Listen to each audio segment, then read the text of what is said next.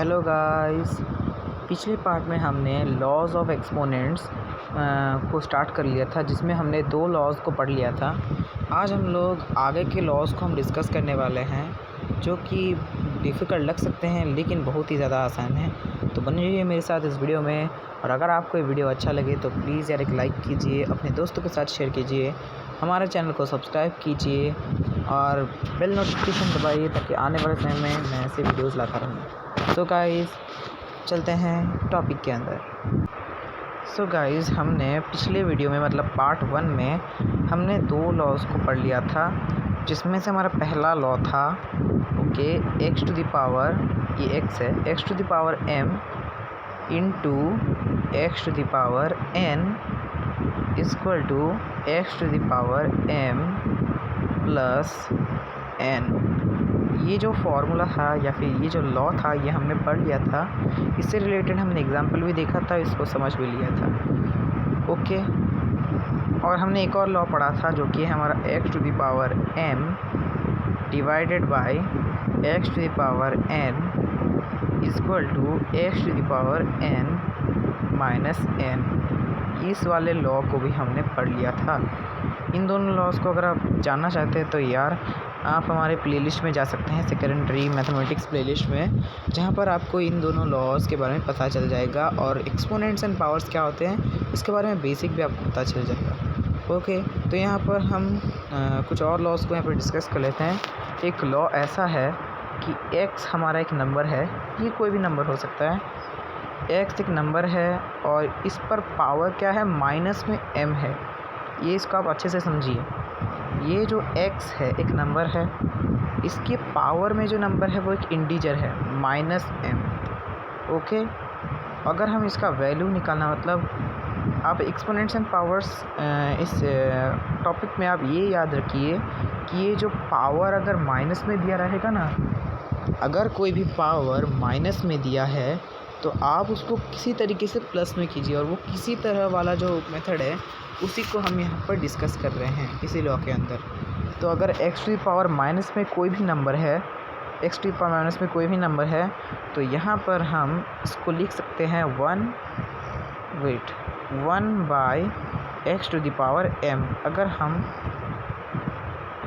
ये जो x है इसको हम सीधा 1 के नीचे ले आएंगे, मतलब ये जो x है ये तो अभी न्यूमरेटर पोजीशन में है, मतलब ये अभी कोई भी फ्रैक्शन के ऊपर है। न्यूमरेटर और डिनोमिनेटर क्या होते हैं इसके बारे में हम कोई भी एक वीडियो में, फ्रैक्शन के वीडियो में जान लेंगे। तो यहाँ पर ये न्यूमरेटर पोजीशन में है, मतलब ये फ्रैक्शन के ऊपर वाले पोजीशन पर है। तो अगर हम इसको सॉल्व करेंगे तो ये फ्रैक्शन के नीचे वाले, अगर हमको इसको प्लस करना है तो ये ना ग्रीन लेते हैं, ये फ्रैक्शन के मतलब 1 के, यहाँ पर तो कोई भी फ्रैक्शन नहीं है, यहाँ पर डिनोमिनेटर में कुछ भी नहीं है, तो यहाँ पर ये सिंपली 1 के नीचे आ जाएगा। मतलब सिंपली अगर कोई भी है 2 टू द पावर माइनस 4 है तो सिंपली हम क्या करेंगे, 1/2 टू द पावर, ये जो 4 है पे प्लस हो जाएगा। मतलब कोई भी नंबर अगर हमको मिले, कोई भी एक सिंगल नंबर पर अगर पावर माइनस में हो तो सिंपली आपको उस नंबर को पावर के साथ 1 के नीचे डाल देना है, और ये जो पावर है वो हमारा प्लस में आ जाएगा। समझ गए? एक एग्जांपल ले लेते हैं। मान लेते हैं हमारा एक नंबर है 2 टू द पावर -3। इस -3 को आपको क्वेश्चन में बोला गया कि आप पॉजिटिव इंटीजर में इसका आंसर लिखिए, तो ये पॉजिटिव एक्सपोनेंट में आंसर लिखिए। तो आप क्या करेंगे, आप सिंपली इस नंबर को, मतलब 2 को 1 के नीचे पुट कर देंगे। 1/2 टू द पावर, ये जो 3 है ये अब प्लस हो जाएगा। मतलब अगर कोई भी नंबर को हमको 1 के नीचे अगर हम डाल देते हैं, कोई भी सिंगल नंबर को, मतलब उसके नीचे डिनोमिनेटर नहीं है, मतलब उसके नीचे कोई भी नंबर नहीं है, मतलब 2/3 होता तब एक अलग लॉ है, उसके बारे में हम आगे जानेंगे। तो ये ऐसा कोई भी नहीं है, यहाँ पर सिंगल नंबर है, उस पर पावर एक माइनस नंबर है, तो उसके लिए ये वाला लॉ अप्लाई हो जाएगा। 1/2 टू द पावर 3, ये जो पावर है ये प्लस में आ जाएगा। नहीं समझ में आया, अगर कोई भी डाउट है तो आप कमेंट में पूछ सकते हैं, मैं उसका आंसर किसी एक सेपरेट वीडियो में दे दूंगा। तो चलिए अगले लॉ की तरफ बढ़ते हैं।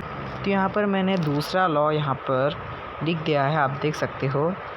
इस दूसरे लॉ के अकॉर्डिंग अगर एक नंबर हमको फ्रैक्शन में दिया जाए, फ्रैक्शन का मतलब क्या है, एक नंबर दिया जाए उसको डिवाइड किया जाए दूसरे नंबर से, और इसी फॉर्म को अगर हम कहते हैं फ्रैक्शन। फ्रैक्शन के बारे में डिटेल से हम वीडियो बनाएंगे। अगर आप बहुत ज़्यादा कमेंट में टाइप करते हैं तो कमेंट में लिखिए, तभी हम यहाँ पर फ्रैक्शन का एक सेपरेट वीडियो बनाएंगे। तो यहाँ पर हमने सेकेंड लॉ लिखा है, आप देख सकते हो। सेकेंड लॉ के अकॉर्डिंग अगर कोई भी एक नंबर फ्रैक्शन में, कोई भी रैशनल नंबर फ्रैक्शन में है। रैशनल नंबर क्या होता है, इसके बारे में मैंने रिसेंट में एक वीडियो डाला है, आप देख सकते हो। कोई भी रैशनल नंबर अगर होता है, मतलब कोई भी फ्रैक्शन में अगर नंबर होता है तो, और उस पर पावर माइनस में कुछ भी होता है, तो उसको प्लस करने के लिए हम क्या करते हैं, सिंपली हम उस फ्रैक्शन का रेसिप्रोकल निकाल लेते हैं। रेसिप्रोकल क्या होता है, मतलब उस फ्रैक्शन का जो ये वाला पार्ट है, इस पार्ट को हम सीधा ऊपर ले जाते हैं, और ये जो ऊपर वाला पार्ट है इसको हम नीचे ले जाते हैं। मान लेते हैं एक नंबर का हमको रेसिप्रोकल निकालना है 2/4 का। इसका हम रेसिप्रोकल क्या निकालेंगे, 2 को सीधा नीचे भेज देंगे और 4 को हम यहाँ पर ऊपर भेज देंगे, तो क्या हो जाएगा 4/2। ये हमारा ये जो है ये 2/4 का रेसिप्रोकल हो गया। उसी तरह अगर हमको कोई भी फ्रैक्शन में नंबर दिया जाए और उस पर पावर माइनस में m हो, मतलब ना माइनस में कोई भी इंटीजर हो, तो हम यहाँ पर सिंपली क्या कर सकते हैं, यहाँ पर वो नंबर लिखेंगे, मतलब लेकिन सेम वही नंबर नहीं लिखेंगे जैसा यहाँ पर दिया गया है, उस पर थोड़ा चेंजेस करेंगे। ये जो y है इसको उठाकर हम यहाँ पर ले आएंगे, ये जो x है इसको उठाकर हम यहाँ पर ले आएंगे, मतलब इसका रेसिप्रोकल कर देंगे। ओके, और यहाँ पर माइनस में हमको क्या डालना पड़ेगा, यहाँ पर हमको माइनस में क्या डालना पड़ेगा, m है, यहाँ पर माइनस में m होगा। वेट, ये जो y/x है अब इसका पावर m हो जाएगा, मतलब ये जो माइनस m था, ये जब हम इस पूरे नंबर का, मतलब इस फ्रैक्शन का जब हम रेसिप्रोकल निकाले, तब ये जो m है ये माइनस से प्लस में हो गया। आप समझ गए ये लॉ। अगर नहीं समझे तो यहाँ पर एक एग्जांपल ले लेते हैं। मान लेते हैं एक नंबर है 1/3, ये एक फ्रैक्शन है, इस पर पावर अगर माइनस में 2 है, आप इसको प्लस करना चाहते हैं, तो यहाँ पर हमको क्या करना है, सिंपली इसका रेसिप्रोकल निकालते हैं। 1/3 का रेसिप्रोकल क्या है, 3/1। 3 को ऊपर भेज दिए और 1 को नीचे ला दिए, तो सिंपली हमारा क्या हो गया 3/1। और इस पर पावर भी डालना है। पावर कैसे लगेगा, ये जो माइनस है इसको आप हटा दीजिए, और यहाँ पर जो नंबर आएगा ये प्लस में आ जाएगा। मतलब वो किसी भी फ्रैक्शन नंबर का आप यहाँ पर रेसिप्रोकल निकालते हैं तो उसका जो पावर ऊपर है वो यहाँ पर प्लस में आ जाएगा 2। तो आप समझ गए ये फॉर्मूला। तो आगे के फॉर्मूले को देखते हैं। ओके, मैंने यहाँ पर अगला लॉ लिख दिया है। अगले लॉ के अकॉर्डिंग अगर एक नंबर है x और x पर पावर m है, ओके, उसको हमको यहाँ पर मल्टीप्लाई करना है किससे, y⁴ m से। आप यहाँ पर देख सकते हैं, जो हमने पिछला वीडियो देखा था पार्ट 1, वहाँ पर क्या था, वहाँ पर बेस सेम था, ऐसा था x⁴m into x⁴n, x⁴m into x⁴n। ये वाला जो लॉ था ये अप्लाई हो रहा था। तब हम क्या किए थे, क्या किए थे, x⁴m माइनस n कर दिए थे। लेकिन यहाँ पर आप देख सकते हो यहाँ पर बेस सेम नहीं है। ओके, यहाँ पर आप देख सकते हो बेस सेम नहीं है, यहाँ पर x है, यहाँ पर y है, लेकिन यहाँ पर पावर सेम है, मतलब एक्सपोनेंट जो है ना यहाँ पर दोनों में सेम है।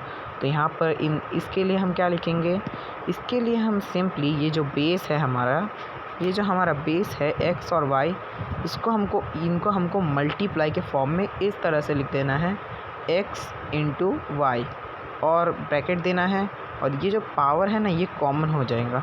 मतलब अगर हमको ये x और y को मल्टीप्लाई करके अगर कुछ नंबर मिलता है, ये जो m है ये इस पर पावर चढ़ जाएगा, मतलब ये कॉमन हो जाएगा। आप समझ गए। इसको एक एग्जांपल की मदद से समझते हैं। मान लेते हैं यहाँ पर एक नंबर है 2⁴, हम पे ऐसे एक एक्सप्रेशन ले लेते हैं, 2⁴ इंटू 3⁴।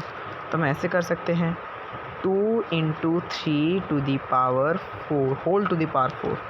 तो ये 2 इंटू 3 क्या हो जाएगा, 2 3 6 टू द पावर 4 और 6 को 6 बार अगर सिंप्लीफाई करने पूछा जाए तो 6 को 4 टाइम्स मल्टीप्लाई करना होगा। उसके बाद जो आंसर आएगा उसको आपको लिख देना है, आपका 100% मार्क्स आएगा। तो आप समझ गए ये लॉ।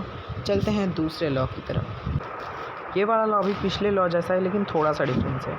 यहाँ पर हमको मल्टीप्लाई नहीं करना है, यहाँ पर आपको यहाँ पर डिवाइड करना है। यहाँ पर आप देख सकते हैं, यहाँ पे x है और y है, ये दोनों अलग अलग बेस हैं लेकिन इनका जो पावर है वो सेम है और यहाँ पर हमको डिवाइड करने पूछा गया है। तो हम क्या करेंगे, सिंपली यहाँ पर भी दोनों को कॉमन करेंगे कुछ इस टाइप से, x बाई वाई मतलब x डिवाइडेड बाई y, और ये जो m है ये इन दोनों में कॉमन आ जाएगा। सेम तरह का लॉ है लेकिन बस यहाँ पर डिवीज़न का फ़र्क था, पहले मल्टीप्लिकेशन था और यहाँ पर डिवीज़न है। ठीक है, आप यहाँ पर इस लॉ को समझ लिए। अगर एक नंबर है उस पर पावर ऐसा है और एक और मतलब बेस अगर अलग अलग हैं, मतलब ये जो बेस है नीचे ये अगर अलग अलग हैं और ये जो एक्सपोनेंट है दोनों में ये सेम है तो और यहाँ पर डिवाइड किया गया, तो आप ऐसे लिख सकते हैं। ऐसे फॉर्म को आप याद रखिए। इसका आप चाहिए तो स्क्रीनशॉट भी ले सकते हैं। इस फॉर्म को आप याद रखिए, x by y whole to the power m। तो इस फॉर्म को आप याद रखिए, ये आपके एग्ज़ाम में बहुत काम आएगा। यहाँ पर एक एग्ज़ाम्पल ले लेते हैं। मान लेते हैं यहाँ पर एक नंबर है 4 टू द पावर 2 मतलब 4 का स्क्वायर। 4 का स्क्वायर क्या होता है, ये स्क्वायर क्या होता है इसके बारे में मैं डिटेल में एक वीडियो डालूँगा। 4 टू द पावर 2 या फिर 4 square divided by 2 to the power 2 यानी 2 का स्क्वायर। यहाँ पर ये जो बेस है ये दोनों डिफरेंट है लेकिन पावर यहाँ पर सेम है, तो ये फॉर्म पकड़ रहा है 4/2 होल स्क्वायर। 2 और 4 यहाँ पर कैंसिल आउट हो जाएगा, 1/2 होल स्क्वायर। 1 का स्क्वायर मतलब 1 इंटू 1 1, 2 का स्क्वायर मतलब 2 इंटू 2 4 हो जाएगा। ये हमारा फाइनल आंसर हो जाएगा। अगर सिंप्लीफाई करने पूछा गया है यानी अगर यानी इसको सिंप्लीफाई करने पूछा गया तो आप ये आंसर लिखिए। अगर आपको एक्सपोनेंशियल फॉर्म में लिखने बोला जाए तो आप इस फॉर्म से लिखिए। तो ये लॉ आपको समझ में आ गया है। यहाँ जहाँ पर बेस डिफरेंट है, पावर सेम है और हमको मल्टीप्लिकेशन और एडिशन करना है, तो इन दोनों लॉ को आप याद रखिए, एग्ज़ाम में बहुत काम आएगा और इसका आप चाहिए तो स्क्रीनशॉट भी ले सकते हैं। चलिए लास्ट लॉ की तरफ। ये वाला लॉ काफ़ी ज़्यादा सिंपल है इसलिए मैंने इसको लास्ट में रखा है। ये वाला लॉ क्या है, एक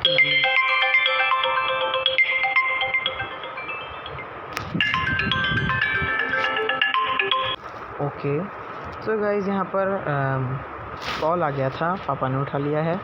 सो गाइज़ यहाँ पर देख सकते हो ये मैंने जो लॉ है मैंने इसको लास्ट में रखा है क्योंकि बहुत ज़्यादा सिंपल है। आपको हम यहाँ पे समझा देते हैं। यहाँ पर एक नंबर है p/q, मतलब ये एक नंबर है, इसको डिवाइड किया गया है q से और ये इस पर होल यहाँ पर m है। अगर ऐसा कोई एक्सप्रेशन दिया गया है तो आप यहाँ पर सिंपली यहाँ पर अगर आपको ऐसे तरह के एक्सप्रेशन को सॉल्व करना है तो आप सिंपली ऐसे भी लिख सकते हैं। तो आप इसको ऐसे भी लिख सकते हैं, तो आप ऐसे भी लिख सकते हैं p to the power m by q to the power m। मतलब ये जो पावर है ये इसके लिए भी है, p के लिए भी, और ये जो पावर है q के लिए भी है। ओके, तो यहाँ पर हमने फॉर्म लिखा है, समझ गए। ये जो पावर है ये p के लिए भी है, ये जो पावर है q के लिए भी, इसलिए हम ऐसे लिखे हैं। मतलब अगर किसी भी नंबर पर, अगर हम यहाँ पे एग्जांपल ले लेते हैं 2/4, इस पर अगर होल स्क्वायर है तो आप इसका मतलब 2 का अलग से स्क्वायर निकालिए, मतलब 2 2 अलग से कीजिए, और 4 का स्क्वायर मतलब 4 का भी स्क्वायर अलग से कीजिए। ये बहुत ही सिंपल मेथड है, आपको ये याद हो जाएगा। मतलब कोई भी अगर नंबर मतलब ऐसे फ्रैक्शनल फॉर्म में दिया गया उसका पावर है तो आप इनको तोड़ सकते हैं, p to the power m कर सकते हैं, q to the power m कर सकते हैं। आप समझ गए ये सब। तो ये थे बहुत सब के सब लॉज मैंने यहाँ पर 2 वीडियोस में कंप्लीट कर लिए। अगर आपको कोई भी और डाउट रह गए हैं यहाँ पर तो आप प्लीज़ कमेंट्स में आप यहाँ पर टाइप कर सकते हैं, मैं उनका आंसर दे दूँगा। सो गाइस अभी के लिए बस इतना ही। अगर आपको ये वीडियो अच्छा लगे तो प्लीज़ एक लाइक ठोकिए, हमारे चैनल को भी सब्सक्राइब कीजिएगा और अपने दोस्तों के साथ शेयर कीजिएगा ताकि आने वाले समय में मैं ऐसे ही वीडियोस बनाता हूँ। सो गाइस, मिलते हैं नेक्स्ट वीडियो में, तब तक के लिए बाय बाय।